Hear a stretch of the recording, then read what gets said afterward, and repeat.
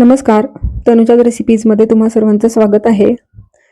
तर आजची जी रेसिपी आहे, तर ती काल जी रेसिपी बनवली होती, तर त्याच्यापासूनच मी आज एक नवीन रेसिपी बनवणार आहे.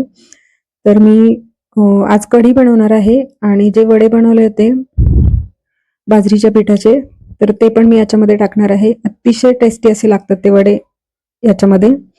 तर कढीची रेसिपी पण शेअर केली आहे मी यामध्ये. तर सर्वात आधी तर ताक घेतलं एका पातेल्यामध्ये आणि त्यातलंच थोडंसं ताक एका वाटीमध्ये काढलंय, कारण मला त्याच्यामध्ये डाळीचं पीठ पण ऍड करायचं होतं. तर त्याच्या गाठी होतात एकदम सगळ्या एकत्र केल्या, तर त्यासाठी थोड्या पिठामध्ये मी आधी टाकलं. त्याच्यानंतर चवीपुरतं मीठ आणि गूळ ऍड केलंय, साखर टाकली तरी पण चालेल. तर हे जे पीठ मिक्स केलेलं होतं मिक्सचर, तर ते पण ऍड केले आणि ते छान असं मिक्स केलंय. आता आपल्याला या कढीसाठी फोडणी करायची आहे. तर पीठ यासाठी की कढी जे आहे तर ते छान उकळली पण जाते आणि फुटणार पण नाही. तर त्यासाठी त्यामध्ये थोडंसं डाळीचं पीठ टाकलं होतं मी. तर कढई छान गरम करून घेतली आहे आणि त्यामध्ये साधारणतः 1-2 चमचे इतकं तेल टाकले. तेल चांगलं गरम झालं की त्यामध्ये मोहरी, जिरं, हिंग आणि हिरवी मिरची आहे बारीक चिरलेल्या, त्या 1-2 मिरच्या घेतल्यात आणि आलं, लसूण, खोबरं आणि कोथिंबीर, तर त्याची पेस्ट केलेली आहे तर ती टाकली. ती थोडीशी परतून घेतली आहे आणि अगदी थोडीशी हळद टाकली आहे, पाव चमचा इतकी, आणि ते छान एकत्र मिक्स करून त्यामध्ये जे आपण ताकाचं मिश्रण बनवलं होतं तर ते टाकलंय आणि आपल्याला ह्याला सतत हलवत राहायचंय, जेणेकरून आपली कढी जी आहे तर ती फुटणार नाही आणि एक थोडा वेळ मिक्स करत राहायचंय. आणि वरून थोडीशी कोथिंबीर पण ऍड करणार आहे मी. तर अशी अप्रतिम चवीची कढी पण आहे तर ती तयार आहे. थंडीमध्ये अशी गरमागरम कढी प्यायला पण छान लागते. तर बघू शकता तुम्ही, बनवून झालंय. हे सतत मिक्स करत राहायचंय आणि बघू शकता तुम्ही छान उकळी आली कढीला, पण डाळीचं पीठ असल्यामुळे अगदी पटकन अशी फुटणार नाहीये ती, छान एक जीव अशी झालीये.